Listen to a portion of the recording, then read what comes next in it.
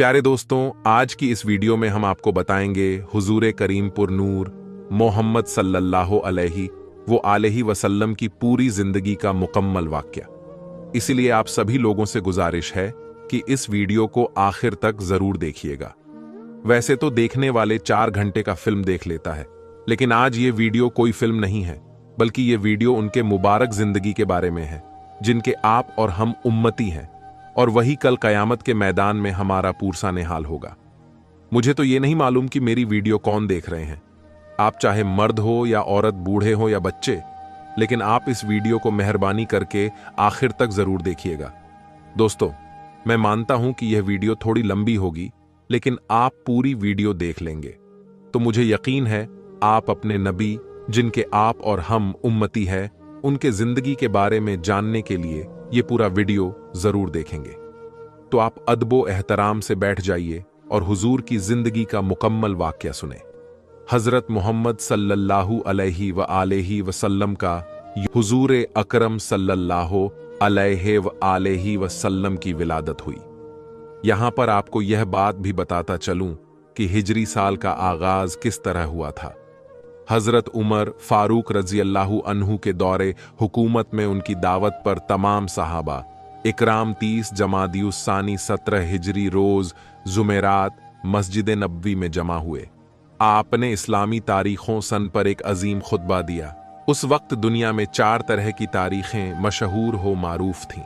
कमरी तारीख यानी चांद के हिसाब से तारीख देखना, ईसवी तारीख जिसको अंग्रेजी तारीख भी कहा जाता है, तारीख ए इब्रानी जो कि यहूदियों की तारीख है, और तारीखें झोलियानी। हजरत उमर ने फरमाया कि इस्लामी साल चांद के हिसाब से होना चाहिए। अब यह बताइए कि इस्लामी तारीख की इब्तिदा कहां से होनी चाहिए। बाज हजरत सहाबा रज़ियल्लाहु अन्हुम ने फरमाया हुजूर अकरम सल्लल्लाहु अलैहि वसल्लम की विलादत बासादत से शुरू होनी चाहिए। हजरत उमर ने फरमाया इस तारीखा में ईसाइयों के साथ मुसाइबा बनती है, क्योंकि उनके साल की इब्तिदा हजरत ईसा मसीह अलैहिस्सलाम की पैदाइश से शुरू होती है। बाद साहबा ने फरमाया कि जब आप सल्लल्लाहु अलैहि वसल्लम को नबूवत मिली, उस दिन से तारीख ए इस्लाम की इब्तिदा होनी चाहिए। आपने फरमाया कि नबूवत का इब्तिदाई ज़माना इस्लाम और मुसलमानों पर जुल्म और नाइंसाफ़ी का ज़माना था। बाद साहबा ने फरमाया कि आप सल्लल्लाहु अलैहि वसल्लम की वफ़ात से इब्तिदा होनी चाहिए। हज़रत उमर ने इस राय को भी रद्द फरमा दिया और फरमाया कि आप सल्लल्लाहु अलैहि वसल्लम की वफ़ात उम्मत मुस्लिमा के लिए हादसे कुबरा और नुकसान ए अजीम था, इसलिए तारीख ए इस्लामी की इब्तिदा मुनासिब नहीं। फिर हज़रत उमर फारूक ने खुद फरमाया कि तारीख ए इस्लामी की इब्तिदा हिजरत से शुरू होनी चाहिए, इसलिए कि हजरत ही से हक को बातिल के दरमियान फर्क को इम्तियाज कायम हुआ और हिजरत ही से इस्लाम को फतुहात मिली। अब फिर सवाल पैदा हुआ कि इस्लामी तारीख की इब्तिदा किस महीने से हो। बाज ने कहा कि रमजान से इस्लामी साल शुरू होना चाहिए। हजरत उस्मान गनी रज़ियल्लाहु अन्हु ने फरमाया जिस महीना में हुजूर सल्लल्लाहु अलैहि वसल्लम ने हिजरत फरमाई, उसी महीना से इस्लामी साल शुरू होना चाहिए। हुजूर अकरम ने रब्बीउल अव्वल के महीना में हिजरत फरमाई, लेकिन हिजरत का इरादा माहे मुहर्रम ही में कर चुके थे, इसलिए इस्लामी तारीख के साल की इब्तिदा मुहर्रम उल हराम से शुरू होनी चाहिए। लिहाजा इस्लामी साल की इब्तिदा मुहर्रम उल हराम से होना तय पाया गया। चुनांचे इस तरह इस्लामी साल को हिजरी साल का नाम दिया गया और इसको उर्दू में हे से और इंग्लिश में एच से जाहिर किया जाता है। हुजूर अकरम सल्लल्लाहु अलैहि वसल्लम के वालिद का नाम हजरत अब्दुल्ला और आपकी वालिदा का नाम हजरत आमिना बिनते वहब था। हुजूर अकरम की विलादत से पहले ही आप सल्लल्लाहु अलैहि वसल्लम के वालिद हजरत अब्दुल्लाह का इंतकाल हो गया था और आप अभी 6 साल के थे कि आपकी वालिदा हजरत आमिना भी इस दुनिया से रुखसत हो गईं।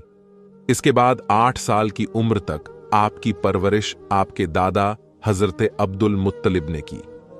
8 साल की उम्र में आपके सर से दादा का साया भी छिन गया और फिर 8 साल की उम्र से लेकर जवानी तक आप अपने चचा हजरत अब्बू तालिब के ज़ेरे कफालत में रहे, जिस रात आप और हैरत में मुब्तला था। उसने अपने चेलों को जमा किया और उनसे कहा कि पता करो माजरा क्या है। शैतान के चेलों ने सारी दुनिया घूमी और सुबह के वक्त नाकाम वापस लौटे और शैतान को बताया कि उन्हें कुछ पता नहीं चल सका।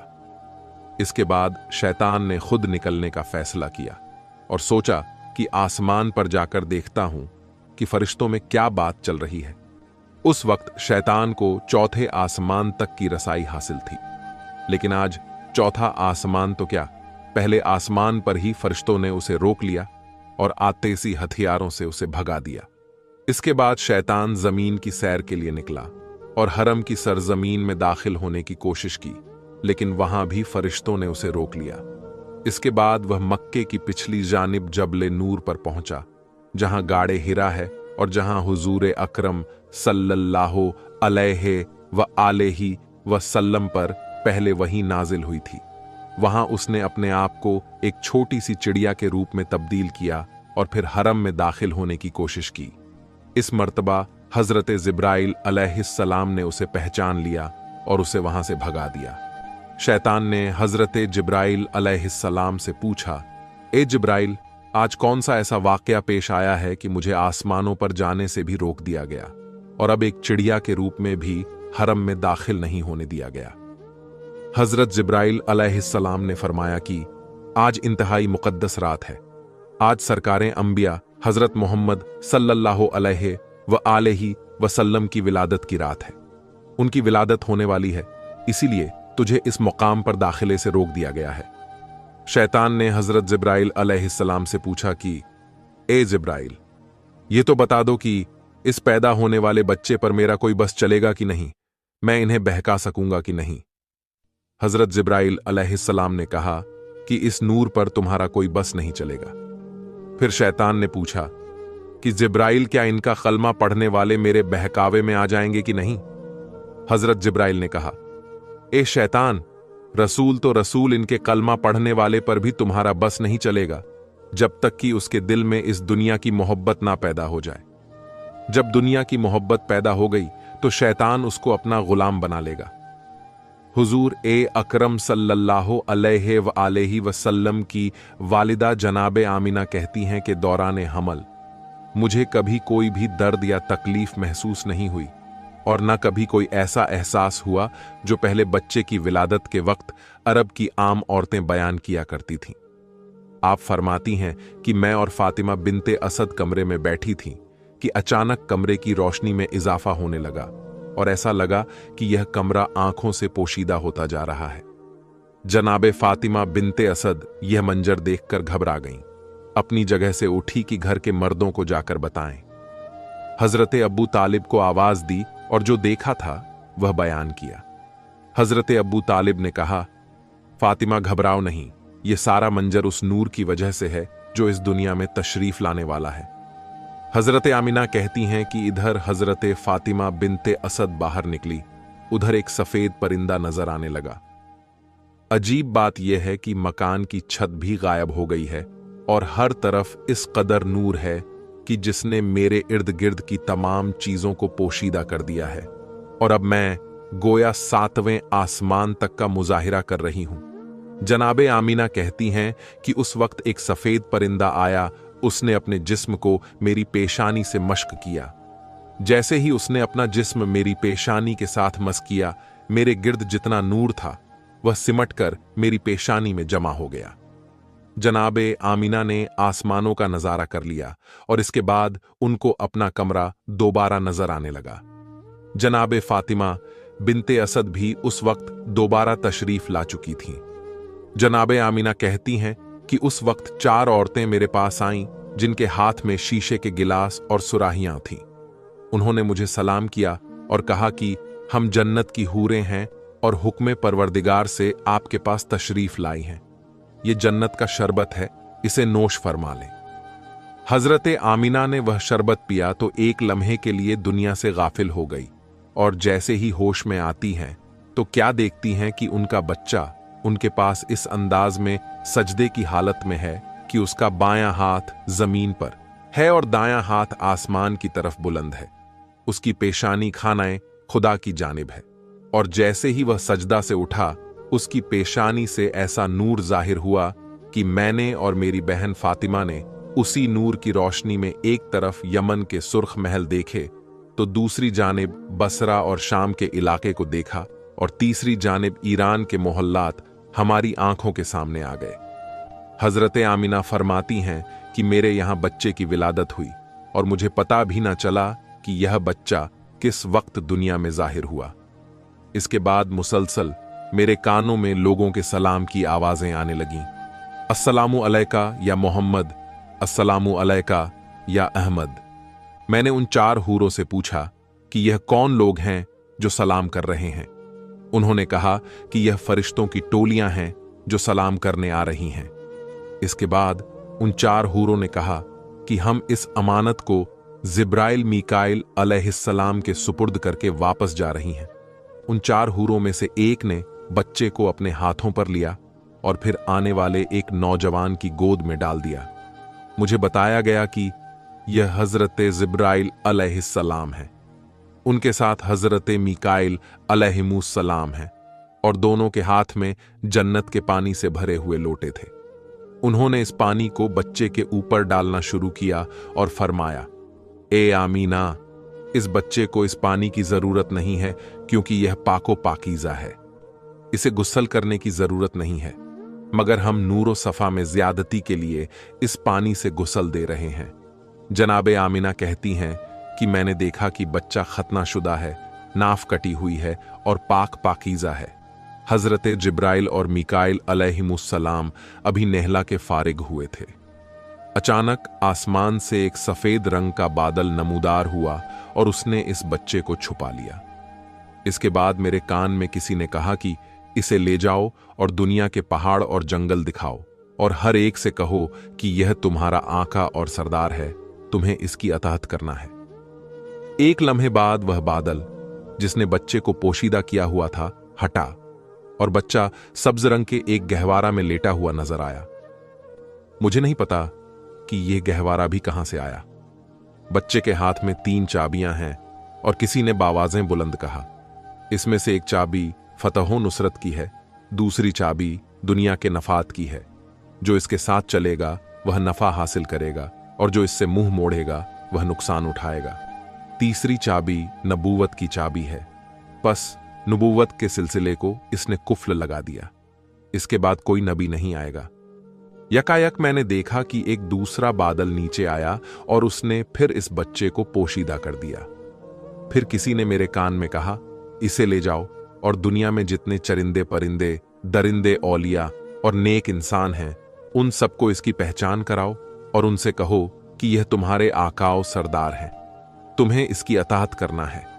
थोड़ी देर बाद वह बादल भी हट गया और मेरा बच्चा उसी अंदाज में गहवारे में लेटा हुआ है और अब उसके सिरहाने 3 आदमी खड़े हैं। उनमें से एक के हाथ में शीशे की बनी हुई एक सुराही है, दूसरे के हाथ में मोतियों का बना हुआ एक चकोर तस्त है और तीसरे के हाथ में एक सफेद रुमाल है। उसी वक्त मेरी निगाह मेरे बच्चे की जानिब गई तो मैंने देखा कि मेरे बच्चे के दूसरे हाथ में भी एक सफेद रुमाल है। यानी एक हाथ में 3 चाबियां हैं और दूसरे हाथ में सफेद रुमाल, और कोई कह रहा है कि अब दुनिया इसके कब्जे में है, ये दुनिया में जिसे चाहे दुनिया से महरूम करें।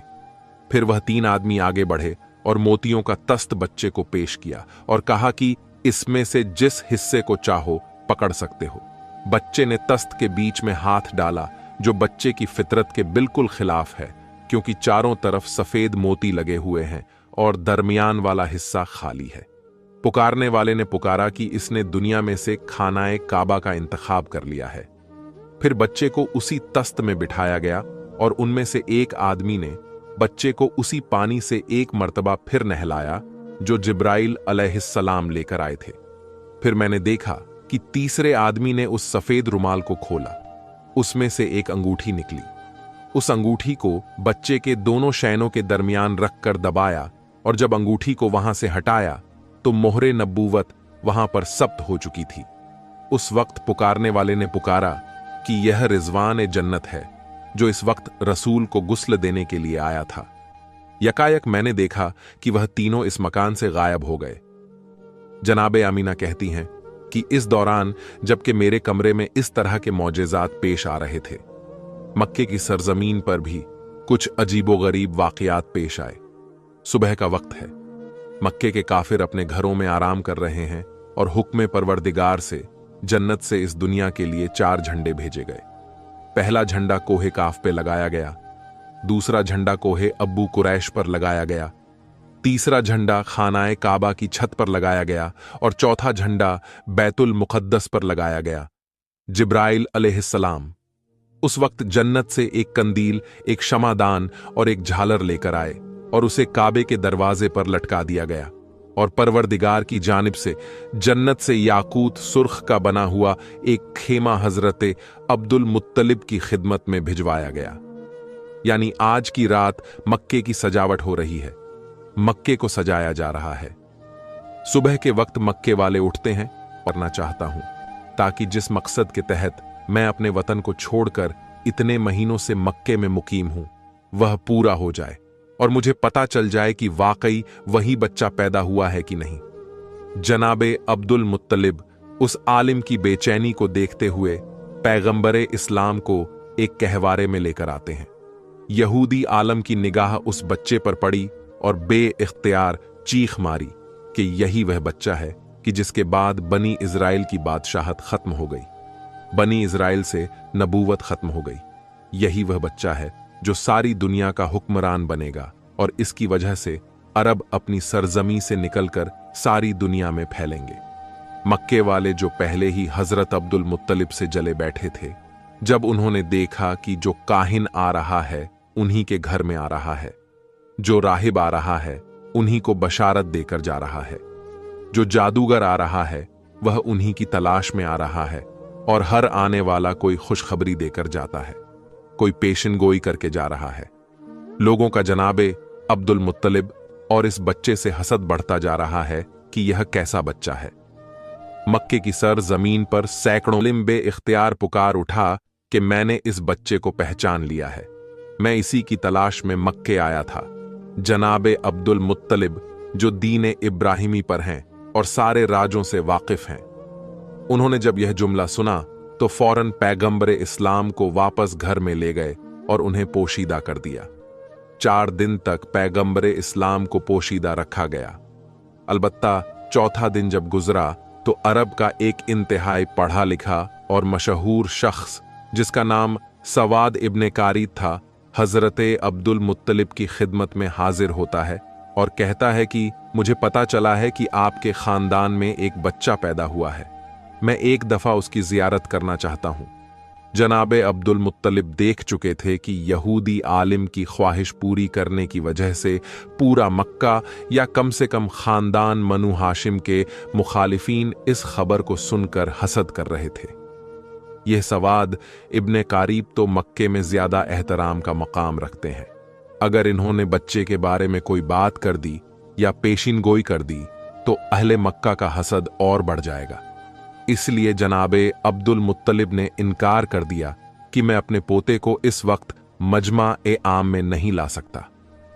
सवाद इब्ने कारीद बेचैन हो गए और कहा कि फिर ऐसा करें कि मुझे उस बच्चे तक पहुंचा दें। जनाबे अब्दुल मुत्तलिब ने कहा कि हां, यह बात मानी जा सकती है, मेरे और इसके अलावा कोई नहीं होगा, इसका मकसद भी पूरा हो जाएगा और हसद का मसला भी पैदा नहीं होगा। चुनांचे उसे साथ लेकर जनाबे आमिना के मकान में दाखिल हुए। जैसे ही गहवारे के करीब पहुंचे और बच्चे पर से कपड़े को हटाया तो एक अजीब किस्म का नूर सारे कमरे में फैल गया। सवाद इब्ने कारिब पढ़े लिखे शख्स हैं, उन्हें पता है कि आखिरी जमाने में क्या होने वाला है। बे-इख्तियार झुकते हैं और इस बच्चे के कदमों को बोसा देते हैं। जनाबे अब्दुल मुत्तलिब को कहते हैं कि आप गवाह रहिएगा, मैं इस बच्चे पर अभी से ईमान ले आया हूं। मुझे पता है कि मैं उस वक्त तक जिंदा नहीं रहूंगा जब यह बच्चा ऐलान रिसालत करेगा, मगर आप गवाह रहिए कि मैं अभी इस बच्चे पर ईमान ला रहा हूं, क्योंकि मुझे पता है कि यही अल्लाह का आखिरी रसूल है। चुनांचे बनु हाशिम के अलावा पैगंबरे इस्लाम की पैदाइश के बाद सबसे पहले ईमान लाने वाली शख्सियत सवाद इब्ने कारीब की है। यह वाक़या हुजूर अकरम सल्लल्लाहु अलैहि व आलिहि व सल्लम की विलादत के और जब बीवी हलीमा की निगरानी में रहे तो वह हैरान है कि जब कभी हमारा दिल चाहता कि हम उनको नहलाएं और उनके सर में तेल डालें तो हम देखते हैं कि कोई हमसे पहले नहलाकर और कंघी करके गया है।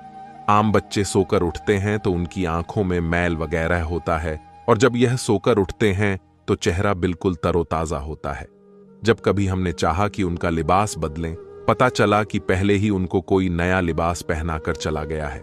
हत्ता के खाने वगैरह के सिलसिले में भी जिस घर में गए वहां पर पैगंबरे इस्लाम की वजह से रिज्क पहुंचा। घर वालों के खाने से पैगंबरे इस्लाम ने कभी हिस्सा नहीं लिया, तो अब जो भी परवरिश करने वाले हैं वह हैरान हैं कि हमें कोई काम करना ही नहीं पड़ रहा है। हत्ता के जब बचपने की वह उम्र थी कि जब आम तौर पर कुदरती जरूरियात की वजह से बच्चे का लिबास खराब हो जाता है। जनाबे आमिना और जनाबे हलीमा कहती हैं वह जो जरूरी हाजते हैं उनके निशान भी हमने कभी रसूल इस्लाम के लिबास पर नहीं देखे। गर्ज यह कि सारे के सारे काम परवरदिगार ए आलम की मसलहत से तय पा रहे हैं, मगर दुश्मनों का गिरोह मुसलसल हुजूर ए अकरम की तलाश में है। हजरत अब्दुल मुत्तलिब जो दीन इब्राहिमी पर हैं और अपने वालिद जनाबे हाशिम से उनको कुछ राज नबूवत भी मिले हैं, उनमें यह भी था कि इस बच्चे के दुश्मन बहुत ज्यादा होंगे। तुम्हें पूरी कोशिश करना है इस बच्चे को बचाने के सिलसिले में। इस मसले की वजह से हजरत अब्दुल मुत्तलिब पैगंबरे इस्लाम को मक्के से किसी और जगह मुंतकिल करना चाहते हैं, खास तौर पर जब उनको पता चला कि अक्सर यहूदियों के गिरोह आते हैं और मक्के के हालात का जायजा लेकर चले जाते हैं। यहूदी बार बार क्यों आ रहे थे, इसके बारे में आपको बताता चलूं। दरअसल यहूदी बहुत अरसा पहले से ही पैगंबरे इस्लाम की विलादत को रोकने की फिक्र में थे। अब्द मुनाहक पर हमला हुआ, जनाबे हाशिम पर हमला हुआ, जनाबे अब्दुल मुत्तलिब पे हमला हुआ, जनाबे अब्दुल्लाह पे हमला हुआ, मुसलसल ये हमले हुए। रिवायत में है कि जब जनाबे अब्दुल्लाह की जवानी का जमाना आया था तो यहूदियों की सारी साजिशों का मरकज ये था कि किसी तरह उन्हें खत्म कर दो तो विलादत ए रसूल रुक जाएगी। यहूदी यह पहचान गए थे कि जनाबे अब्दुल्ला पैगंबरे इस्लाम के वालिद हैं और यह पहचान हजरत याहिया अलैहिस्सलाम के उस कुर्ते की वजह से हुई थी जो यहूदियों के पास था, और जनाबे अब्दुल्लाह की विलादत के वक्त उसमें से खून निकलना शुरू हो गया था। उन्होंने सोचा कि अगर जनाबे अब्दुल्लाह को शादी से पहले कत्ल कर दिया जाए तो रसूलुल्लाह की विलादत नहीं हो सकेगी। चुनांचे उन्होंने हमला कर दिया, मगर वह हमला भी नाकाम हुआ और उसी के नतीजे में जनाबे अब्दुल्ला की शादी जनाबे आमिना से हुई। अब जनाबे आमिना से शादी के बाद यहूदी और परेशान हो गए कि अब क्या किया जाए। किसी न किसी तरीके से विलादत के सिलसिले को रोकना है और इत्तेफाक से उन्हें एक मौका मिल गया। जनाबे अब्दुल्ला किसी काम के सिलसिले में मदीने जाते हैं और मदीना यहूदियों का गढ़ है। चुनांचे रिवायत से पता चलता है कि मदीना में जनाबे अब्दुल्लाह पर हमला हुआ और जहर के जरिए जनाबे अब्दुल्ला को शहीद किया गया। अब यहूदियों को एक इत्मीनान तो हो गया कि पैगंबरे इस्लाम के वालिद तो शहीद हो गए। सिर्फ एक बात का पता करना है कि उनके यहां कोई औलाद है या नहीं। अगर यह पता चल जाए कि यह बे औलाद थे तो घर में जाकर इत्मीनान से सोना, और अगर यह पता चले कि उनके यहां कोई औलाद है तो फिर उसके कत्ल का इंतजाम करना होगा। यहूदियों का एक गिरोह बना। यह लोग खास इस काम के लिए मदीना से मक्का आए। वहां आकर तहकीक की तो इत्मीनान का सांस लिया। जब पता चला कि वो ला औलाद थे, उनके यहां कोई औलाद नहीं थी, चुनांचे बड़े इत्मीनान से वापस मदीने गए।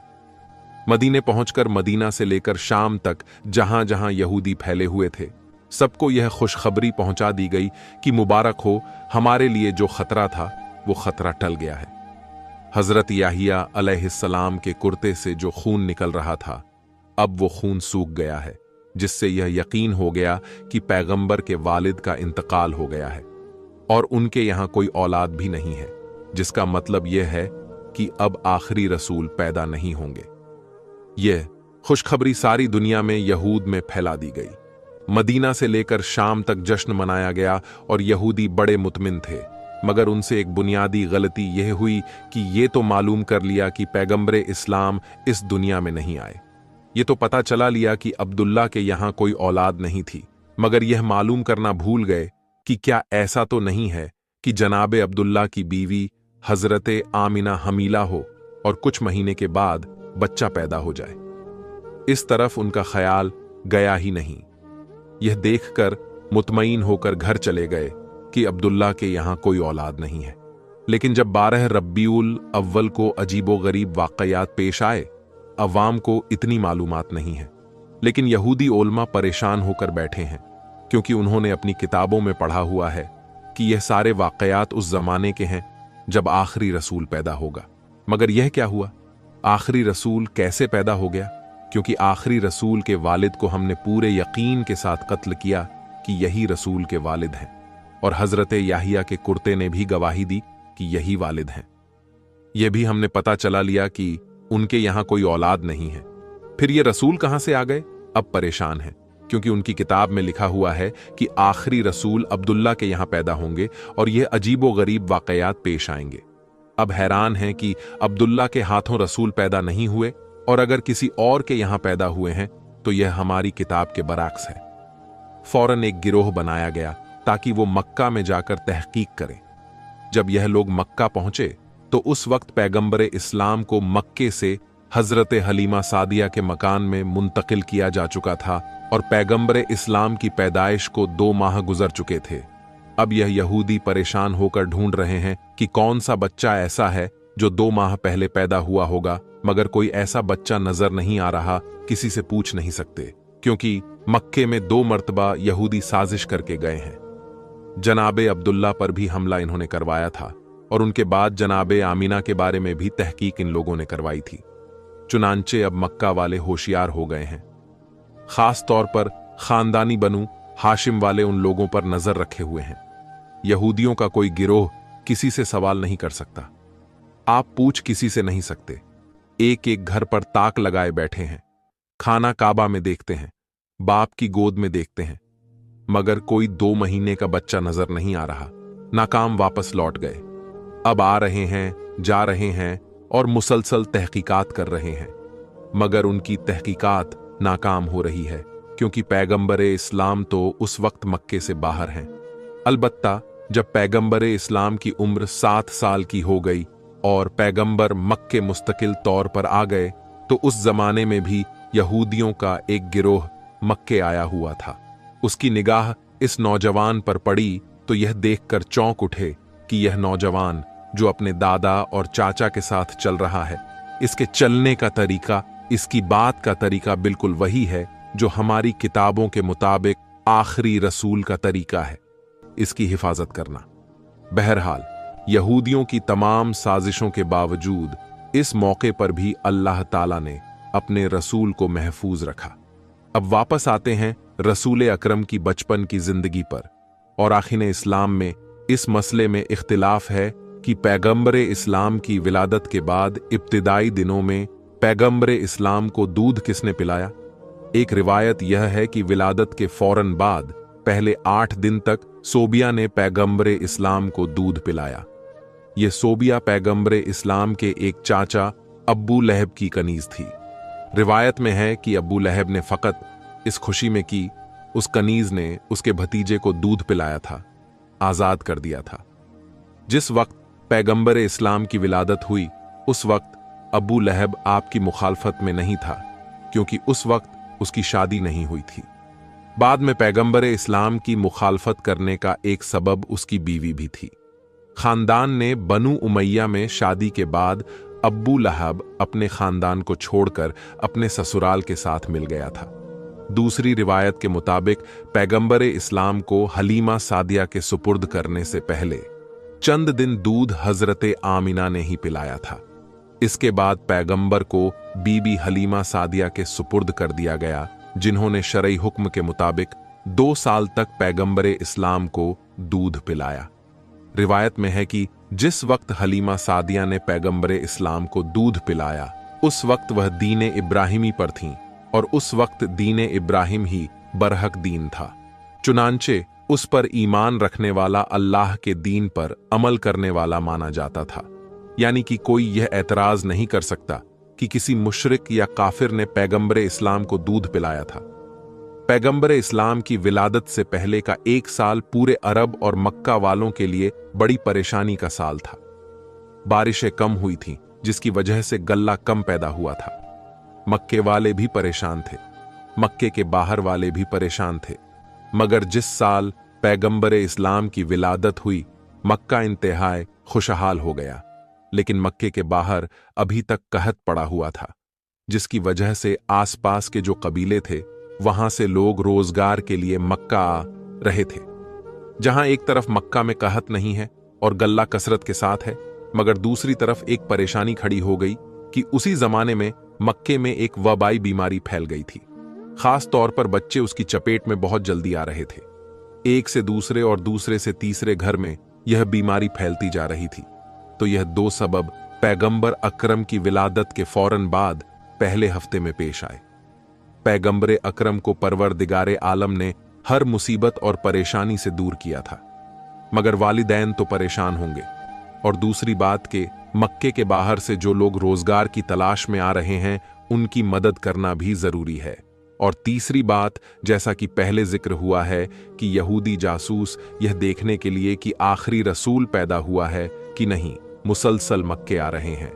इन हालात में अब जितना जल्द पैगंबरे इस्लाम को मक्के से मुंतकिल किया जाए, उतना ही जाहिरी एतबार से रसूल की हिफाजत के लिए बेहतर है। अगरचे अल्लाह ताला जाहिर रख कर भी पैगंबर की हिफाजत कर सकता था, लेकिन गैबत में ले जाने में भी अल्लाह की मसलिहत है। 7वें दिन पैगंबरे इस्लाम का अकीका होता है। अकीके वाले दिन सुबह के वक्त जनाबे आमिना अपने बिस्तर पर लेटी हो। जैसा कि पहले जिक्र हुआ कि मक्के से बाहर कहीं पड़ा हुआ था, लेकिन कहत ना भी पड़ता तब भी अरबों का यह तरीका था कि साल में 2 दफा, मौसम बहार में यानी सर्दी के फौरन बाद और मौसम खजा में यानी गर्मी के फौरन बाद, जो आसपास के देहात थे वहां की औरतें मक्के में आती थीं और एक एक शख्स के दरवाजे पर जाती थीं कि अगर आपका कोई बच्चा है तो हमें दीजिए, हम उसकी परवरिश करेंगी, उसे दूध पिलाएंगी और जो उजरत पाए उस पर बच्चा उनके हवाले कर दिया जाता। तो मुसलसल कहत के जमाने में तो और ज्यादा औरतें आ रही थीं। 8वें दिन जनाबे अब्दुल मुत्तलिब अपने गुलाम को बुलाकर कहते हैं कि जाकर मक्के के बाजारों में, गलियों में और जहां यह औरतें जमा होती हैं, वहां जाकर मालूम करो कि क्या कोई ऐसी औरत है जो मेरे इस बच्चे को ले जाने के लिए तैयार हो। इधर गुलाम गया, उधर जनाबे आमिना की कनीज आती है और कहती हैं कि हमारी मलिका आमिना ने यह दरख्वास्त की है कि आप जिसका भी इंतखाब करें, एक दफा उसे मेरे पास जरूर भेज दीजिएगा। मक्के से कुछ फासले पर कबीलाए बनी साद अरब का एक बहुत बड़ा कबीला था। बीबी हलीमा का ताल्लुक उसी कबीले से था। इसी निस्बत से नाम हो गया हलीमा सादिया। जनाबे हलीमा सादिया कहती हैं कि हम लोग अपने दस्तूर के मुताबिक साल में 2 दफा मक्के जाते थे और जाने के बाद वहां के साहिबान दौलत और जो सरदार हैं उनके बच्चों को लेकर आते थे। इस साल हमें जाने की जल्दी थी क्योंकि हमारे इलाके में शदीद से शदीद होता जा रहा था। जाएंगे तो किसी साहिबे दौलत का किसी सरदार का बेटा मिलेगा तो हमारी परेशानी दूर हो जाएगी। चुनांचे हमारा काफिला निकला। सारा कबीला एक साथ चल रहा है। पूरे कबीले का एक ही पेशा है, मर्द और औरतें सब साथ जा रहे हैं। जनाबे हलीमा सादिया कहती हैं कि मैं इस पूरे सफर में बेहद परेशान रही, इसलिए कि मैं जिस सवारी पर सवार थी वह एक गद्दी थी और बीमार थी। उससे चला नहीं जा रहा था, बड़ी सुस्त रफ्तारी से चल रही थी। अब मैं भी शर्मिंदा के कबीले वाले मेरी वजह से परेशान हैं। कबीले वालों के आपस में ऐसे ताल्लुकात हैं कि किसी को छोड़कर कबीला आगे भी नहीं बढ़ सकता। मेरे सुस्त जानवर की वजह से सारे कबीले को आहिस्ता आहिस्ता चलना पड़ रहा है। अब अगरचे कोई जुबान से नहीं कह रहा, लेकिन मुझे मालूम है कि उन सबको जल्दी है कि मक्के जाएं और पैसे लेकर आएं ताकि उनकी जिंदगी में राहत और आसानी आए।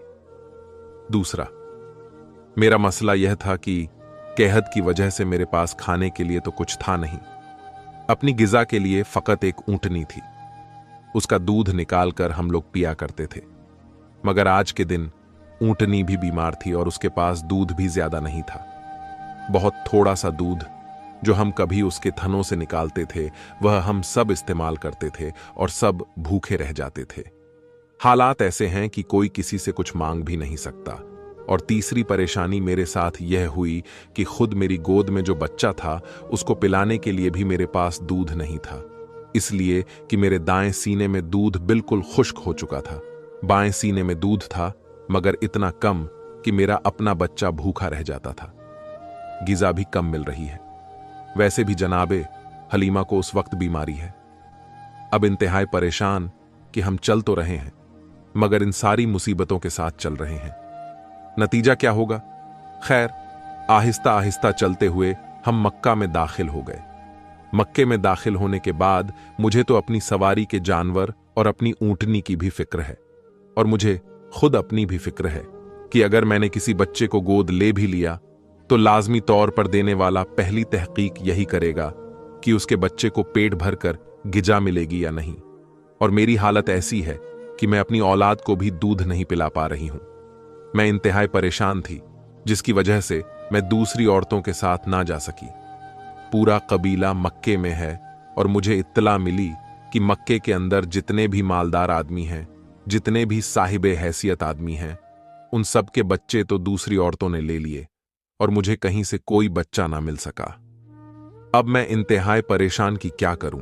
यकायक मेरे कान में कुछ गुलामों की आवाज आई जो यह कहते हुए मक्के की गलियों और बाजारों में जा रहे थे कि अगर कोई औरत बाकी बची हो तो वो हजरत अब्दुल मुत्तलिब के पास आए और उनके यतीम पोते को अपनी निगरानी में ले लें।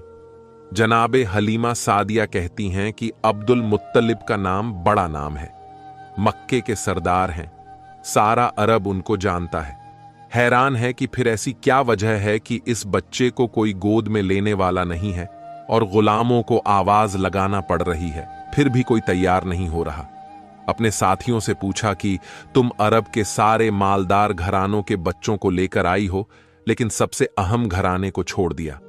तो उन्होंने जवाब दिया कि बेशक ऐलान अब्दुल मुत्तलिब की जानिब से हो रहा है, मगर जिसके लिए ऐलान हो रहा है उसका बाप नहीं है, यह यतीम है, और जब बाप नहीं तो हमें यह तवक्को नहीं कि इस बच्चे की परवरिश से हमें कोई नफा पहुंचेगा।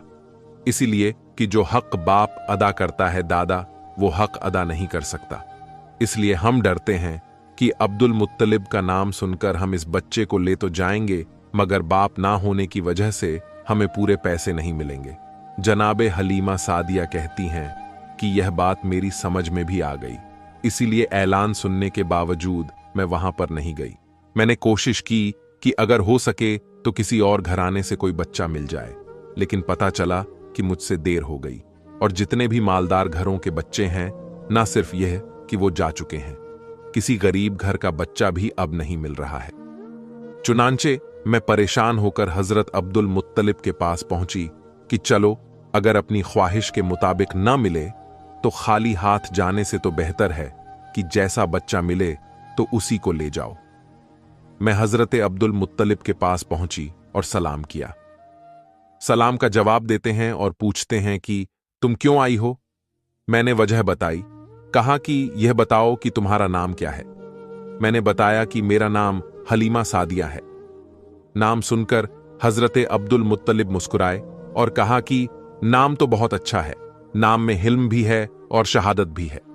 ये दो ऐसी खूबियां हैं कि ये किसी को भी मिल जाए वो दुनिया में भी कामयाब हो जाता है और आखिरत में भी कामयाब हो जाता है। क्या मेरे पोते को अपने साथ ले जाओगी? हलीमा सादिया कहती हैं कि मैं आई इसीलिए हूं। कहा कि नहीं, तुम्हें पहले बहू के पास जाना होगा, आमीना से मुलाकात करो, अगर वो भी राजी हो जाएं तो फिर यह मामला तय पाता है।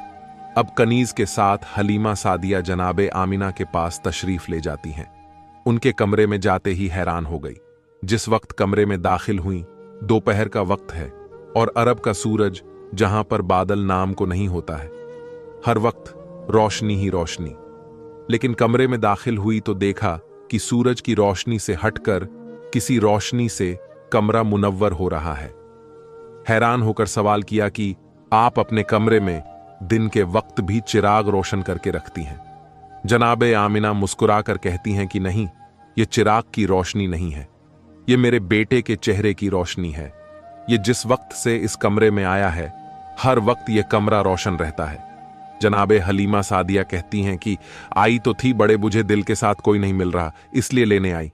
मगर यह जुमला सुना तो आगे बढ़कर बच्चे पर निगाह पड़ी। बड़े इस्लाम को गोद में लेकर बाहर आईं। फिर उनके दादा हजरत अब्दुल मुत्तलिब के पास गईं। पैगंबर इस्लाम के दादा ने कहा, ए हलीमा, इसे लेकर तो जा रही हो, मगर एक चीज हम तुम्हें बता दें कि इस बच्चे के दुश्मन बहुत ज्यादा हैं।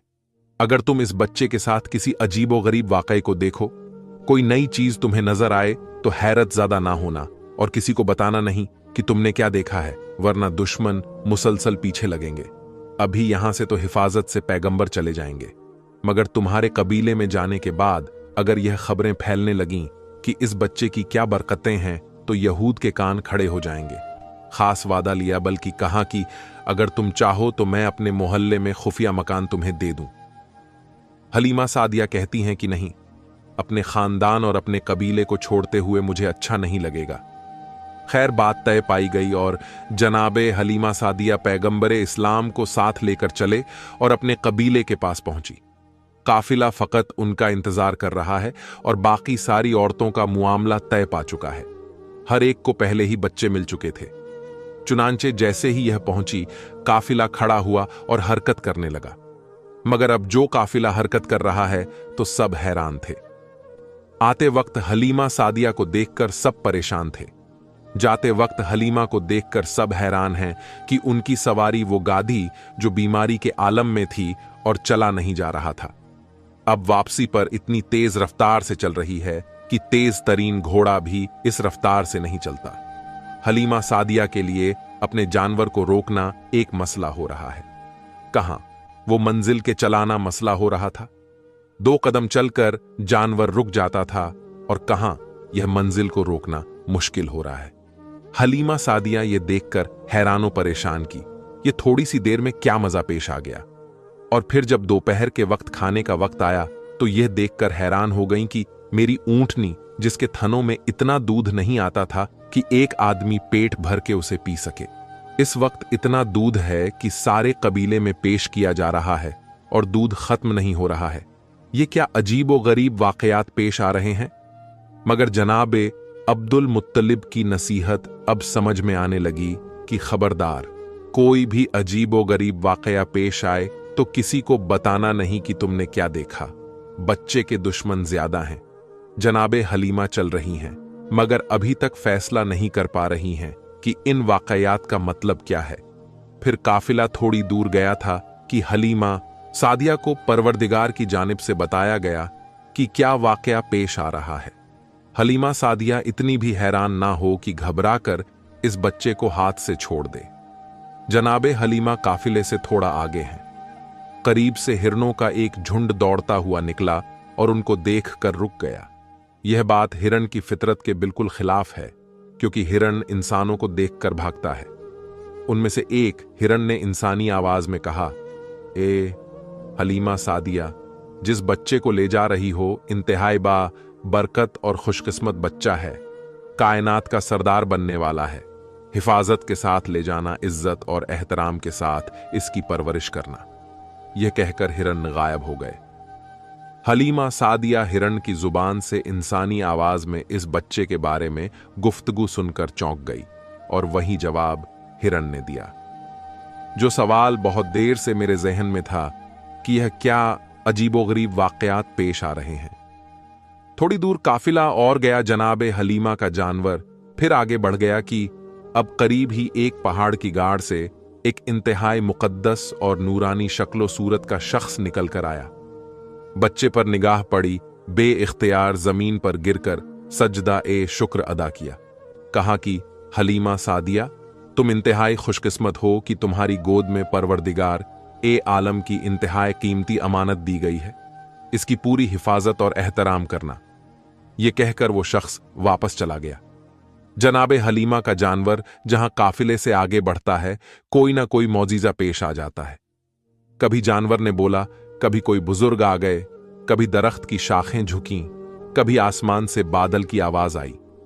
गर्ज यह कि पूरे रास्ते में मुशाहिदा किया कि कुदरत की जितनी निशानियां हैं वो इस बच्चे के बारे में पैगाम देती जा रही हैं।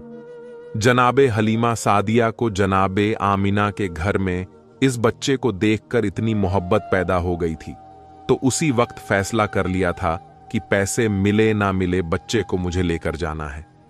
यह जो वाकया देखे तो मोहब्बत और बढ़ती जा रही है। फिर जो वाकया पेश आया उसकी वजह से जनाबे हलीमा सादिया इस बच्चे से और ज्यादा मोहब्बत कर रही हैं। मां होने के नाते जनाबे हलीमा सादिया के लिए एक मुश्किल मरहला था, मगर इस मरहले से बहरहाल गुजरना तो था कि जनाबे हलीमा का एक सीना बिल्कुल सूखा हुआ है और दूसरे में इतना कम दूध है कि अपना बच्चा पेट भरकर नहीं पी सकता। अब यह बच्चा तो उजरत पे लेकर आई है, मैं किस तरीके से मैं इस मंजिल से गुजरेगी। मगर उस वक्त यह देखकर मोहब्बत हद से ज्यादा बढ़ गई कि जब यह बच्चा आया, हलीमा सादिया का एहसान नहीं लिया। हलीमा सादिया पर एहसान किया है कि जब दूध पिलाने का वक्त आया, हलीमा सादिया ने यह चाहा कि अपने बाएं सीने से दूध पिलाएं, मगर बच्चे ने मुंह फेर लिया, दाएं सीने की जानिब रुख किया। कई मर्तबा कोशिश की। जब यह देखा कि बच्चा नहीं मान रहा तो एक मर्तबा बच्चे को मुखातिब किया, जिस तरह नासमझ बच्चे से आदमी गुफ्तगू करता है। कहा कि ठीक है, तुम अपनी जिद पूरी कर लो, लेकिन तुम्हें यहां से पेट भरने के लिए कोई चीज नहीं मिलेगी। अलबत्ता यह देखकर हैरान हो गई कि जैसे ही उस बच्चे ने सीधे सीने को मुंह में लिया, उसमें से दूध जारी हो गया और इतनी कसरत से दूध जारी हुआ कि दूसरे सीने से भी हलीमा सादिया का अपना बच्चा, जो आज तक भूखा चला आ रहा था, आज पेट भर के दूध पी रहा है। जनाबे हलीमा सादिया ने बच्चे को हाथ में लिया। कितना बाबरकत बच्चा है कि आया तो अपनी गिज़ा खुद लेकर आया और मेरे बच्चे के दूध में कमी नहीं होने दी, बल्कि उसे और भी ज्यादा दूध मुहैया कर दिया। परवरदिगार की सुन्नत है कि अपने हबीब पर किसी का एहसान नहीं होने देना है, बल्कि हबीब की वजह से दूसरों पर एहसान होना है। इस मसले पर औलमा ने यह बात भी कही है कि बेहुआ जो उसका जुज्ब नहीं था, बल्कि अल्लाह ताला की तरफ से जारी किया गया था। इस बात से वह एतराज भी खत्म हो गया जो हजरत मूसा अलैहिस्सलाम की कौम की तरफ से हो सकता है कि जब हजरत मूसा अलैहिस्सलाम बचपन में फिरौन के महल में पहुंचे थे तो आप पर सबका दूध हराम किया गया था और उनकी वालिदा ने उन्हें दूध पिलाया था, और यह तो अंबिया के सरदार हैं, इन्हें क्यों गैर औरत का दूध पिलाया गया। सफर तमाम हुआ और जनाबे हलीमा सादिया इस बच्चे को लेकर अपने घर पहुंची। तारीख में लिखा है कि जब बच्चे को घर में लिटाया गया तो जनाबे हलीमा की सवारी वह गद्दी 3 मर्तबा बिस्तरे रसूल के गिर्द तवाफ करती है और फिर पेशानी को जमीन पर रखकर इंसानी आवाज में कहती है कि ए सरदार, ए अंबिया, मैं आपकी एहसानमंद हूं कि आपकी वजह से मेरी बीमारी खत्म हो गई। हलीमा सादिया फिर चौंकी। फिर एक मौजिजा देखा कि अब समझ में आया कि यह जात इस जानवर की बीमारी खत्म करने का सबब बनी थी। और फिर तो ऐसे वाकयात, ऐसे मुशाहिदात मुसलसल पेश आते रहे कि हलीमा सादिया हैरान होकर सोच रही थी कि जिस बच्चे को मैं बादले, खस्ता और मजबूरन लेने गई थी, वह मेरे लिए कितना बरकत साबित हुआ। यह बात जहन में रहे कि पैगंबरे इस्लाम उस वक्त हलीमा सादिया के घर तशरीफ लाए थे जब उनके पूरे कबीले में कहर था। जनाबे हलीमा सादिया कहती हैं कि हम मक्के से उजरत में पैसे नहीं गल्ला लेकर आए थे, तो कहत में इंसानों के लिए खुराक मुश्किल थी तो जानवरों को क्या खिला सकते थे, मगर फिर भी अपने जानवरों को अपने हाथ से तो नहीं मार सकते। रोजाना सुबह को अपने जानवरों को कबीले के चारों तरफ चरने के लिए भेज देते हैं, और अजीब बात यह है कि सारे कबीले के जानवर भूखे वापस आ रहे हैं। अगर किसी को खुराक मिल भी गई तो फकत इतनी कि मरने ना पाए, मगर भूखे रह जाते हैं। रोज बरोज कमजोर हो रहे हैं और मेरे जानवर इन्हीं जानवरों के साथ जा रहे हैं, लेकिन वह जब वापस आते हैं पेट भरे हुए आते हैं। जिस्म फरबा से फरबा होता जा रहा है। सारा कबीला हैरान है कि सारे जानवर एक साथ ही एक जगह पर जा रहे हैं। लेकिन सारे कबीले के जानवर कमजोर होते जा रहे हैं और हलीमा सादिया के जानवरों के साथ इतनी बरकत। जनाबे हलीमा सादिया कहती हैं कि जब यह बच्चा मेरे घर में आया उस वक्त मेरे घर में भेड़, बकरियां, ऊंट और बाकी जानवर मिलाकर कुल 22 जानवर थे, और जब 5 साल बाद यह बच्चा हमारे घर से गया तो हमारे जानवरों की तादाद 1020 हो चुकी थी। पैगंबरे इस्लाम उस घर में जितना अरसा रहे एहसान नहीं लिया, बल्कि हलीमा सादिया और उनके कबीले पर एहसान किया है। जनाबे हलीमा माजिद कहती हैं कि मुझे इस बच्चे का कोई काम सर अंजाम ना देना पड़ा। जब कभी मैं इरादा करती कि आज इसके बालों में कंघी करूं और मैं यह देखती कि इसके बालों में कंघी हो चुकी है, जब इरादा करती कि इसका चेहरा धो तो देखती कि इसका चेहरा पहले से धुला होता। जब कभी यह इरादा करती कि आज इसका लिबास बदलना है तो लिबास पहले से बदला हुआ होता।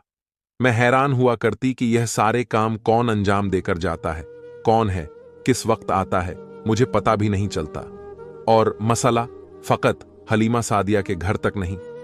हलीमा सादिया को तो बरकत मिली ही, मगर सारा कबीला पैगंबरे इस्लाम से मुतासिर हो रहा है। यही वजह है कि उन 5 सालों में यहूदी पूरा जोर लगा रहे हैं कि पता तो चले बच्चा गया तो गया कहां, मगर उन्हें जर्रा बराबर भी खबर ना मिल सकी, फकत इसलिए कि हलीमा सादिया का सारा कबीला पैगंबरे इस्लाम पर जान छिड़कता है, पैगंबरे इस्लाम से मोहब्बत करता है। और सबब यह है कि जनाबे हलीमा कहती हैं कि पहले दिन मैं इस बच्चे को लेकर अपने कबीले के उस दरख्त के पास गई जो सूखा हुआ था।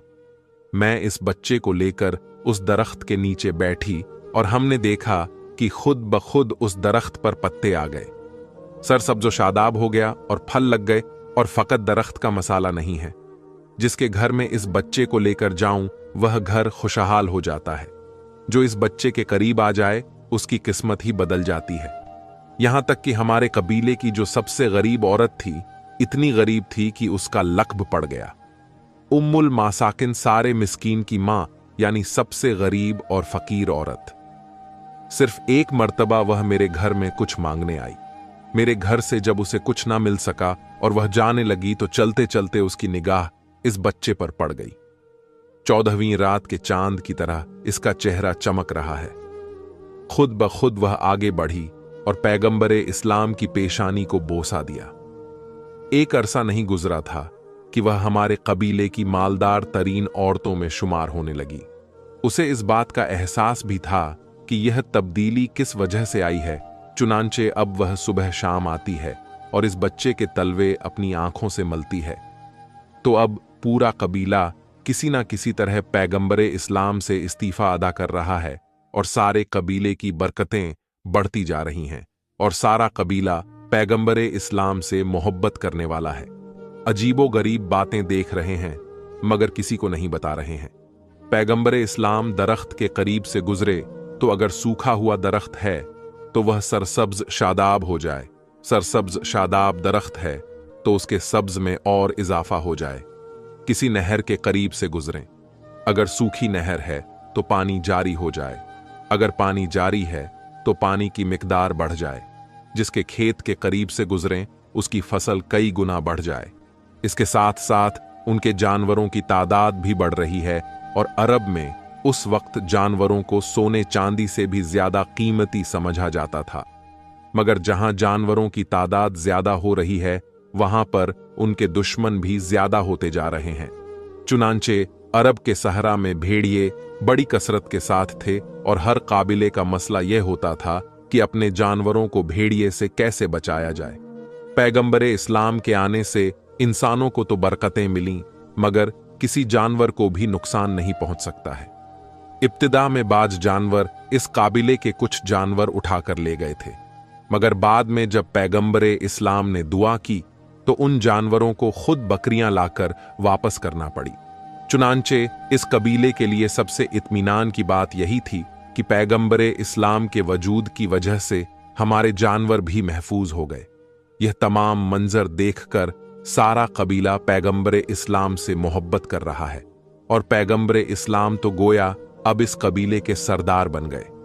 पैगंबरे इस्लाम अपनी मां हलीमा सादिया से शिकायत करते हैं कि उनके दूध के जरिए भी वह सारे रिश्ते कायम होते हैं जो खून के जरिए होते हैं। इसलिए हलीमा सादिया पैगंबरे इस्लाम की मां कर पाई शिकायत करते हैं कि मैं सारा दिन साए में बैठकर आराम करता हूं, लेकिन मेरे भाइयों को जानवर चराने के लिए सारा दिन धूप में जाना पड़ता है, सहराओं में घूमना पड़ता है। यह आप कैसी नाइंसाफी कर रही हैं? कल से मैं भी उनके साथ जाऊंगा। जनाबे हलीमा सादिया मना करती हैं कि बेटा तुम में और उनमें फर्क है, लेकिन पैगंबरे इस्लाम तस्लीम नहीं करते। कहा कि मुझसे यह बर्दाश्त नहीं हो रहा कि एक घर में रहने वाले दो भाइयों में से एक आराम से रहे और एक जहमत के साथ रहे। मैं खुद अपने भाइयों की खिदमत के लिए जाऊंगा। हलीमा सादिया ने मना करना चाहा, क्योंकि फकत हलीमा के घर की ही बात नहीं है, अब तो सारे कबीले की इज्जत का मामला है। सारा कबीला एहतराम करता है। अगर लोगों ने पलटकर मुझसे पूछ लिया कि हलीमा जो सारे कबीले के लिए बरकत लेकर आया, तुम उसे ही अपने घर के काम के लिए भेज रही हो, तो मैं क्या जवाब दूंगी? मगर पैगंबर ने इतना इसरार किया कि हलीमा सादिया मजबूर हो गईं और अगले दिन से पैगंबरे इस्लाम ने आका की हैसियत के बजाय बराबर के साथी की हैसियत से अपने भाइयों के साथ जाना शुरू कर दिया।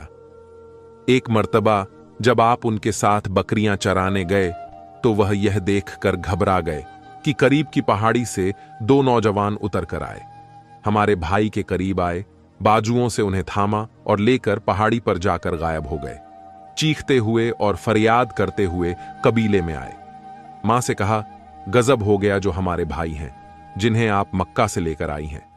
पता नहीं कौन से दो आदमी आए और उन्हें लेकर फरार इख्तियार कर गए।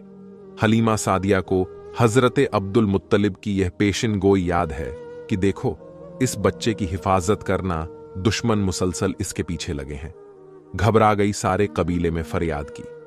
कबीले के मर्द दौड़ते हुए आए, उस पहाड़ी पर चढ़ने लगे जहां का इशारा किया था, तो यह देखकर हैरान हो गए कि पहाड़ी पर वह बच्चा बड़े आराम के साथ इस अंदाज में लेटा हुआ है कि सर पर ताज है, जिस्म पर शाही लिबास है। दो नौजवान दाएं बाएं बैठे हुए जिस्म दबा रहे हैं और ऐसा लग रहा है कि गुलाम आका के सामने बैठे हैं। सामने सारे हुजूम को आते हुए देखा। एक लम्हे में वह लोग गायब हो गए। पैगंबरे इस्लाम मुस्कुराते हुए खड़े हुए। जनाबे हलीमा सादिया से कहा कि मादरे गिरामी, आपको परेशान होने की जरूरत नहीं है। परवरदिगारे आलम की जानिब से यह मेरे मुहाफिज थे जो हर लम्हे मेरे साथ रहते हैं। इनके होते हुए कोई मुझे नुकसान नहीं पहुंचा सकता। अब हलीमा सादिया को कुछ इत्मीनान हुआ। इसके बाद भी 3 मर्तबा पैगंबरे इस्लाम इस तरह गायब हो गए थे, लेकिन अब हलीमा सादिया को इत्मीनान होता था। 2 साल का अरसा गुजर जाने के बाद हलीमा सादिया 1000 आरबिट और 100 कुरैशियों को कत्ल करूंगा। फिर पर्दा पकड़कर कहते हैं, परवरदिगार, मैंने अपने पोते को तेरी हिफाजत में दिया था, तू ही उसकी हिफाजत करने वाला है। यकायक एक और आवाज आती है, ए अब्दुल मुत्तलिब, घबराने की जरूरत नहीं है परवरदिगार। ए आलम ने तुम्हारे बच्चे को महफूज रखा है और मक्के के करीब फलां शहर के फलां मुकाम पर जाओ, वहां तुम्हारा बच्चा तुमको मिल जाएगा। जनाबे अब्दुल मुत्तलिब नंगी तलवार लेकर सवारी का जानवर मंगवा चुके हैं। इस पर सवार होकर चले और मुकर्रर मुकाम पर पहुंचे और यह देखकर हैरान रह गए कि सहरा में बबूल का दरख्त लगा है, लेकिन उसमें ताजा खजूरें लटक रही हैं। पैगंबरे इस्लाम उन खजूरों को तोड़कर खा रहे हैं और दाएं बाएं 2 इंतहाई खूबसूरत नौजवान खड़े हैं। हजरते अब्दुल मुत्तलिब ने अंदाजे से पहचान लिया कि यह मेरा पोता है, क्योंकि 8 दिन की उम्र से आज तक, यानी 2 साल की उम्र तक, अपने पोते को नहीं देखा था। करीब पहुंचे और पैगंबर से पूछा कि तुम कौन हो? हजरत अब्दुल मुत्तलिब खुद तो जानते हैं, लेकिन साथ वालों को बताना मकसूद था। पैगंबर ने अपना सारा शजराए नसब बता दिया। मैं मोहम्मद इब्ने अब्दुल्लाह इब्ने अब्दुल मुत्तलिब इब्ने हाशिम हूं। यहां तक कि हजरते आदम तक अपना पूरा शजरा बताया। सवाल किया कि यह नौजवान तुम्हारे साथ कौन है? कहां यह जिब्राइल है, यह मीकाइल है, हर वक्त मेरी हिफाजत करते रहते हैं। अब्दुल मुत्तलिब ने कहा, बेटा मैं तुम्हें लेने आया हूं। कहा कि मैं तो खुद आपका इंतजार कर रहा था। जनाबे अब्दुल मुत्तलिब अपने साथ अपने पोते को लेकर चले मक्का में दाखिल हुए। अब तारीख ये बताती है कि 8वें दिन के बाद से अब तक अपनी मां को भी नहीं देखा, लेकिन सीधा अपनी मां जनाबे आमना के मकान में दाखिल हुए। कुरैश की सारी औरतें जमा हैं। जनाबे आमिना रो रही हैं और उन्हें तसल्ली दी जा रही है, क्योंकि जनाबे आमिना को सिर्फ यह खबर मिली थी कि आपका लखते जिगर सहरा में खो गया है। पैगंबरे इस्लाम बिल्कुल इस तरह से कि जैसे पहचानते हो कि मेरी मां कौन है, औरतों के हुजूम में दाखिल हुए और सीधे अपनी मां की गोद में जाकर बैठ गए। सारी औरतें हैरानों परेशान हैं कि जिसने 8 दिन के बाद से अपनी मां को नहीं देखा, मगर किस अंदाज से और किस यकीन के साथ अपनी मां की गोद में पहुंचा है। जनाबे अब्दुल मुत्तलिब ने हलीमा सादिया को बुलाया कि देखो, तुम्हें इसकी हिफाजत और बढ़ा देना है। यह इसलिए है कि आज मक्का में बाज यहूदी आए हुए हैं। अगर यह वाकया उन्होंने देख लिया तो उन्हें पता चल जाएगा कि यह बच्चा कहां है। हाल ही में सादिया ने वादा किया कि अपनी जान से ज्यादा इस बच्चे की हिफाजत करूंगी। पैगंबर को लेकर वापस अपने कबीले में गई, यहां तक कि 5 साल गुजर गए। अब हलीमा सादिया पैगंबरे इस्लाम को लेकर आती हैं। मुवादे की मियाद पूरी हो चुकी है। खुद जनाबे अब्दुल मुत्तलिब और जनाबे आमिना भी अपने लाल के फिराक में तड़प रहे हैं। हलीमा सादिया को इनाम देकर रुखसत किया गया। अब पैगंबरे इस्लाम अपनी मां और दादा की आगोश में आ गए। तारीख बताती है कि 1 साल अपनी मां के साथ और रहे, यहां तक कि रसूले खुदा की उम्र 6 साल की हुई। जब रसूले खुदा की उम्र 6 साल की हुई तो रात को ख्वाब में जनाबे आमिना ने अपने शौहर अब्दुल्ला को देखा। एक मर्तबा तड़प उठी। सुबह आंख खुली तो अपने सुसर जनाबे अब्दुल मुत्तलिब के पास आती हैं और आने के बाद इजाजत तलब करती हैं कि मैं मदीना जाना चाहती हूं। वहां पर मेरे मामू भी हैं और मेरे मामू के बेटे भी, और वहीं पर मेरे मरहूम शौहर की कब्र भी है। मैं उनकी कब्र की जियारत करना चाहती हूं। चुनांचे जनाबे अब्दुल मुत्तलिब की तरफ से इजाजत मिलने के बाद जनाबे आमिना अपने, यह खानदान पैगंबरे इस्लाम का ननिहाल खानदान है और यही वह कबीला था कि जब हजरत रसूल खुदा सल्लल्लाहु अलैहि व आलिहि व सल्लम मक्का से हिजरत करके मदीना आए तो इस कबीले की बच्चियों ने आपको खुश आमदीद कहने के लिए मशहूर मारूफ कसीदा ताला अल बदरू अलैना पढ़ा था। तारीख बताती है कि जनाबे आमिना 1 महीने तक उस कबीले में रही, उसी मकान में ही ठहरी जहां हजरत अब्दुल्ला की कब्र मुबारक थी। कुछ अरसा वहां गुजारने के बाद वापसी का इरादा किया। मदीने से मक्का के लिए रवाना हुई। मदीने से तकरीबन 100 किलोमीटर के फासले पर पहुंची कि मक्का में अबवा आ गया। यही वह मकाम है जहां हजरत अमीना इतनी बीमार हो गईं कि आगे सफर करने की हिम्मत ना रही। मुख्तसर सा काफिला रोका गया। जनाबे आमिना की बीमारी बढ़ती जा रही थी, यहां तक कि जनाबे आमिना का यहीं पर इंतकाल हो गया। 6 साल की उम्र में पैगंबरे इस्लाम को बाप के बाद मां की जुदाई का सदमा भी बर्दाश्त करना पड़ा। जनाबे आमिना को बड़े एहतराम के साथ इस मुकाम पर दफन किया गया और जनाबे उम्मे ऐमन 6 साल के इस बच्चे को अपनी गोद में लेकर मक्के की जानिब वापस चली। तारीख कहती है कि पैगंबरे इस्लाम को अपनी वालिदा और उनकी कब्र हमेशा याद रही। इसीलिए जब सुलह हुदैबिया के लिए पैगंबरे इस्लाम मक्का जा रहे थे तो उस वक्त इसी मकामे अब्वा के करीब से गुजर हुआ।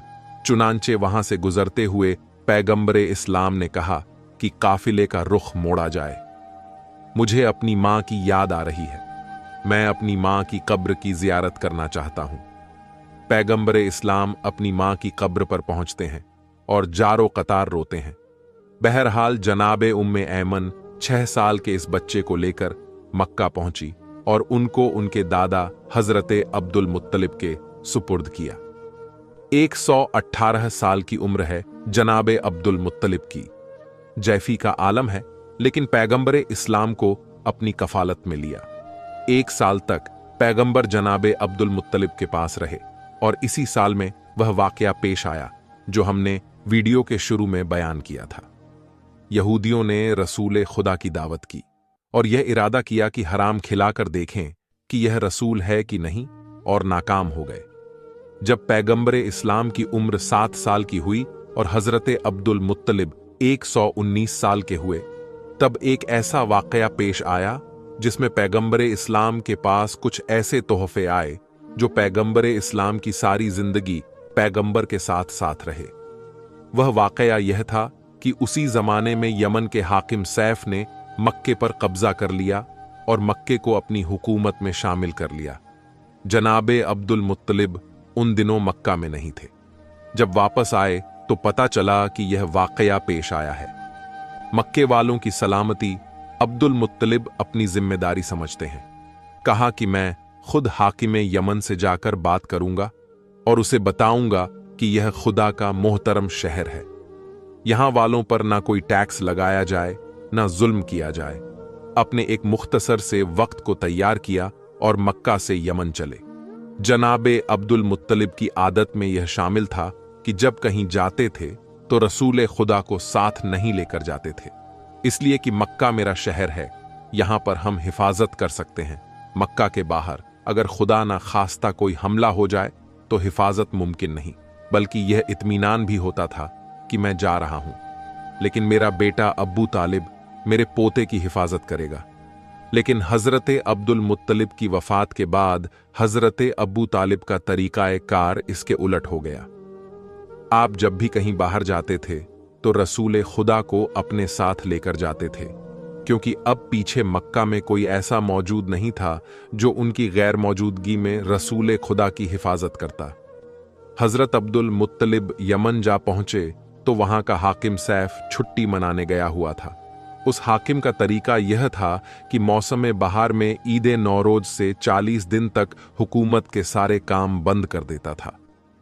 एक बड़ा आलीशान बाग उसने लगाया हुआ था और उस बाग के अंदर एक बहुत ही खूबसूरत महल बनाया गया था जिसके कई दरवाजे थे। 40 दिन तक उसी महल में जाकर बैठ जाता था और सिपाहियों को सख्त तरीन हुक्म था कि किसी को मेरे पास ना आने देना, चाहे मेरे अपने बेटे ही क्यों ना हो। 40 दिन सारे उमूरे मुमलिकत से छुट्टी पाकर यह आराम करता था। जनाबे अब्दुल मुत्तलिब यहां पहुंचे तो पता चला कि हाकिम यमन छुट्टी मना रहा है। जनाबे अब्दुल मुत्तलिब परेशान कि मुझे मक्का जाकर अपने उमूर को संभालना है। 40 दिन तो यहां नहीं रुका जा सकता और इसके बाद भी पता नहीं कि हाकिम कितने दिन और रोक ले। आखिर यह देखा कि बाग के रास्ते से तो जाना मुमकिन नहीं, मगर सहारा के रास्ते से जो बिल्कुल वीराना है, उस तरफ जो दरवाजा है वहां से जाया जा सकता है। महल के दरवाजे पर पहुंचे सिपाही से कहा कि जाकर बताओ कि मैं मक्के से आया हूं, मेरा नाम अब्दुल मुत्तलिब है। सिपाही ने इनकार कर दिया कि मुझे कत्ल कर दिया जाएगा अगर मैंने आपका नाम भी अंदर पहुंचाया तो। हजरत अब्दुल मुत्तलिब ने यह सुना तो 100 सुर्ख अशरफियां अपने थैले से निकाल लीं और उसके हवाले की कि यह मेरी तरफ से इनाम है और यह मेरा वादा है कि तुम्हें कोई नुकसान नहीं पहुंचेगा। अगर नुकसान पहुंचे तो मेरी जिम्मेदारी है, तुम्हारे नुकसान को मैं पूरा करूंगा। अब जब 100 अशरफियां देखी तो वह भी एक लम्हे के लिए भूल गया कि कितना बड़ा खतरा मोल ले रहा हूं। महल के अंदर गया जाने के बाद देखा कि हाकिम महल के बीच में बैठा है। कहा कि एक इंतहाई मुकद्दस और ज़ईफ शख्स मक्के से आया है, आपसे मुलाकात करना चाहता है। हाकिम यमन सैफ ने सुना। ऐसा लगा कि उसे भी किसी आने वाले का इंतजार था, वरना यह हाकिम वह था कि जिसका हुक्म था, अगर मेरे बेटे भी मेरे पास आए तो मैं उनको कत्ल कर दूंगा। नंगी तलवार रखी हुई है। लेकिन उस वक्त यह सुनने के बाद कि एक अजनबी शख्स मक्के से आया है, तो यह सुनकर कहता है कि जाओ उसे बुलाकर लाओ। यह जुमला बता रहा है कि हाकिम ने मक्के पर कब्जा किया तो उसका कोई मकसद था और अब गालिबन उसे इंतजार था कि मक्के से जरूर कोई मेरे पास आएगा। सिपाही ने महल के दरवाजे पर जाकर हजरत अब्दुल मुत्तलिब से कहा कि आइए। सिपाही खुद हैरान है, उसे यकीन नहीं आ रहा। अब जब पैगाम देकर आ गया तो सोच रहा है कि मैंने कितनी बड़ी हिमाकत कर दी, मगर यकीन नहीं आ रहा कि आज क्या मोजिजा हो गया। हजरत अब्दुल मुत्तलिब को लेकर महल के अंदर पहुंचा। हाकिम यमन महल के अंदर बैठा है। एक पहलू में नंगी तलवार है एक पहलू में शराब का जाम है।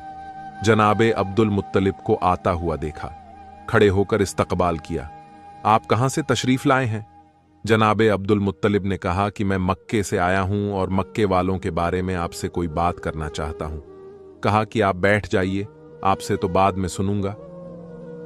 पहले मैं आपको कुछ बताना चाहता हूं कि मेरे पास अंबिया के शरीफों से एक इल्म पहुंचा है कि मक्के में अन करीब खुदा का आखिरी रसूल जाहिर होने वाला है, और यह आखिरी रसूल जब इस दुनिया में आएगा तो उसके बाप का इंतकाल हो चुका होगा। कुछ अरसे के बाद उसकी मां का भी इंतकाल हो जाएगा। इसके बाद उसका दादा उसे अपनी निगरानी में लेगा। जब वह दादा उसे अपनी निगरानी में लेगा तो एक मर्तबा वह दादा मुझसे मिलने आएगा, और मेरे पास अंबिया की जानिब से 3 अमानतें उस रसूल के लिए रखी हुई हैं। मैं इंतजार कर रहा हूं कि मक्का में वह कौन है जो आकर मुझसे यह अमानत ले जाए। यह भी याद रखिए कि उस बच्चे की पहचान यह है कि उसके दोनों कानों के बीच एक मोहरे नबूवत लगी हुई है, जिस पर लिखा है ला इलाहा इल्लल्लाह मुहम्मदुर रसूल अल्लाह। जब यह बच्चा आपको मक्के में नजर आए तो आप फौरन मुझे आकर पैगाम दें, क्योंकि मैं उसका इंतजार कर रहा हूं। जनाबे अब्दुल मुत्तलिब जानते हैं कि यह किस बच्चे का तज़किरा है, लेकिन सोच रहे हैं कि क्या कहें। यह भी नहीं कह सकते कि वह मेरा पोता है। कहीं हाकिम यह ना समझ ले कि अमानत का नाम सुनकर अपने आप को कह दिया, और यह वादा भी नहीं कर सकते कि जब वह बच्चा आएगा तो मैं आपको बताऊंगा। यह भी एक तरह से गलत वादा है। बैठे हुए हैं।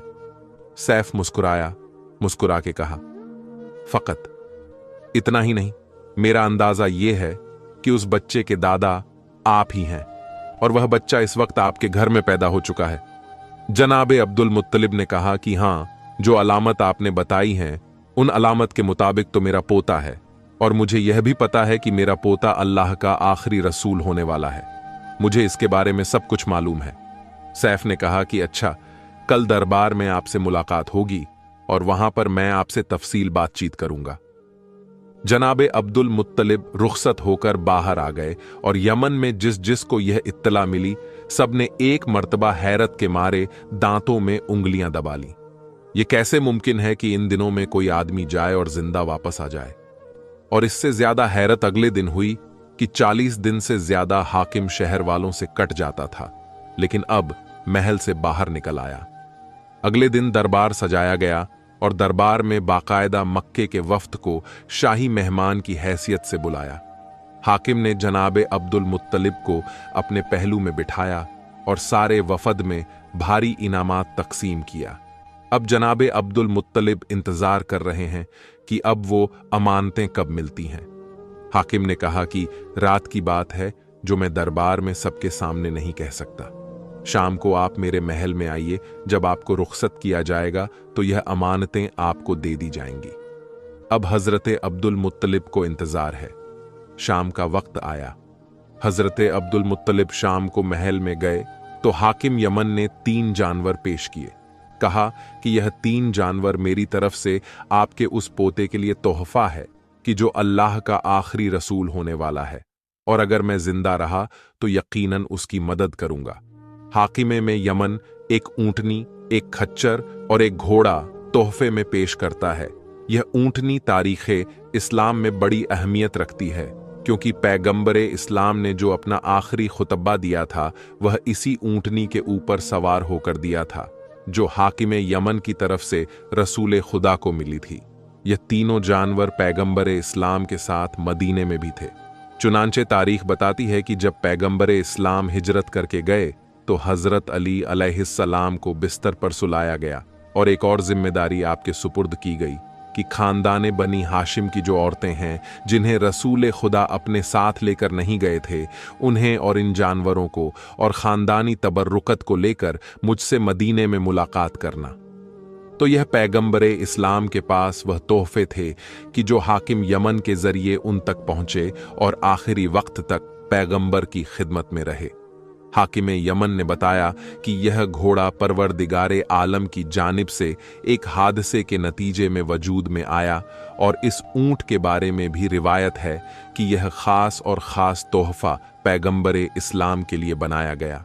हाकिम ने तीनों जानवरों के बारे में बताया कि इस ऊंटनी पर मैं अगर 6 महीने भी सफर करूं तो यह थकती नहीं है और अपने सवार को परेशान नहीं करती।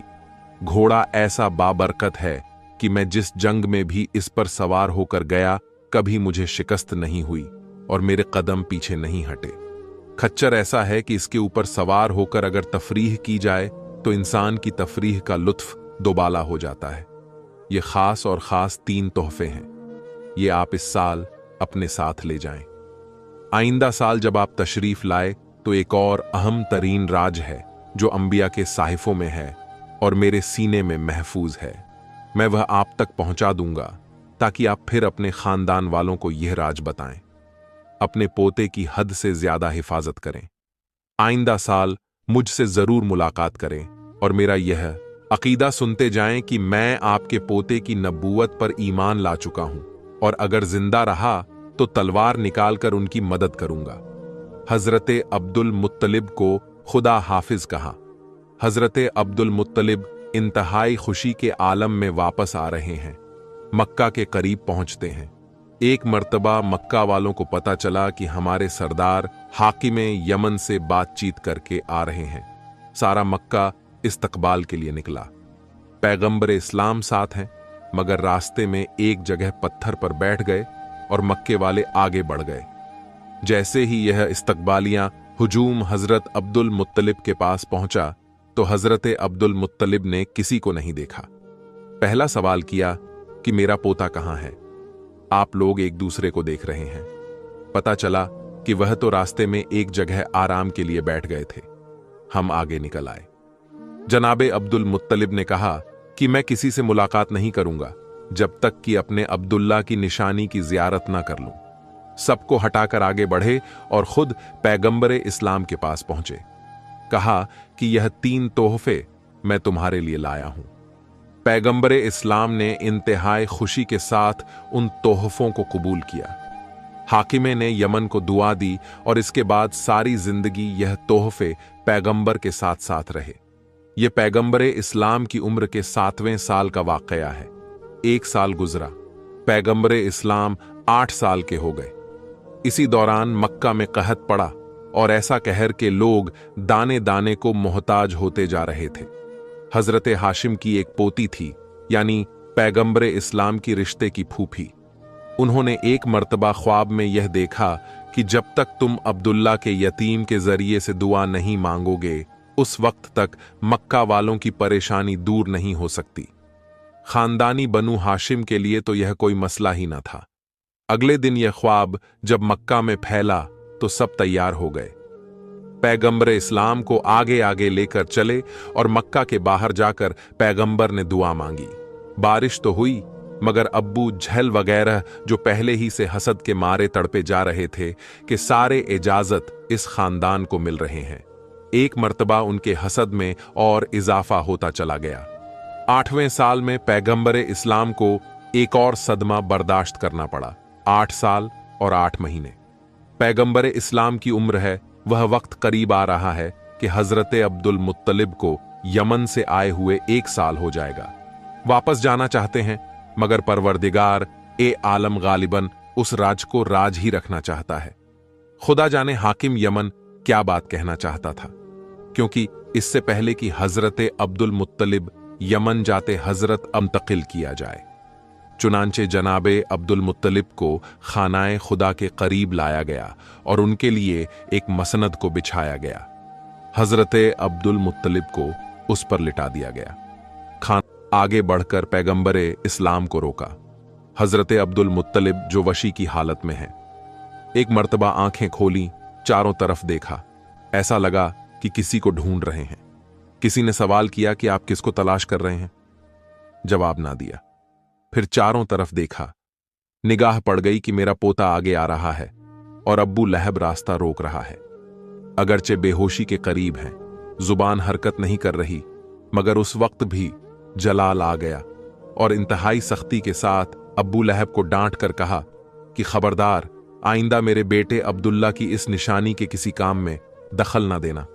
सारा मक्का जनाबे अब्दुल मुत्तलिब को देखने आया हुआ था। अब्बू लहब ने अपनी तौहीन महसूस की, मगर क्या कर सकता था? मजबूरन पीछे हटना पड़ा। हजरत अब्दुल मुत्तलिब ने हुक्म दिया कि मेरे पोते को आगे लाया जाए। इसकी वजह से मैं बेचैन और बेकरार था। पैगंबरे इस्लाम आगे आए। जनाबे अब्दुल मुत्तलिब ने अपने सीने पर सुलाया। कहा कि अब मुझे करार आ गया। हुक्म दिया कि कुरा डाला जाए कि अब मेरे बाद मेरे इस पोते की निगरानी कौन करेगा। कोरा डाला गया। हजरत अब्बू तालिब का नाम आया।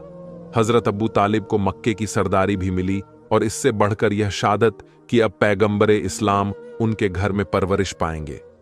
एक मर्तबा हजरत अब्बू तालिब को आगे बुलाया और करीब बुलाकर वसीयते की ओर सबसे पहला अहद यह लिया कि खुदा की कसम खाकर यह अहद करो कि अगर मेरे इस पोते पर किसी वक्त कोई मुसीबत का वक्त आया तो तुम अपने माल, इज्जत, जान और औलाद तक को कुर्बान करने से गुरेज नहीं करोगे।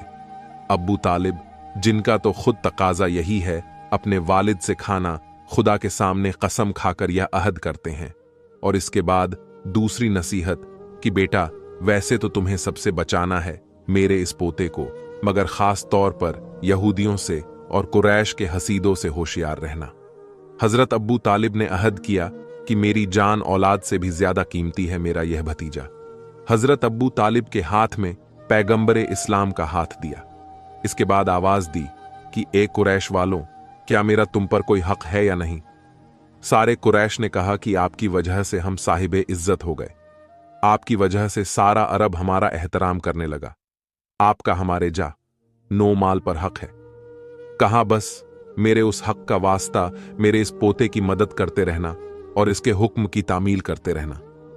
सारे कुरैश ने एक जुबान होकर कहा, हमारा आपसे यह वादा है।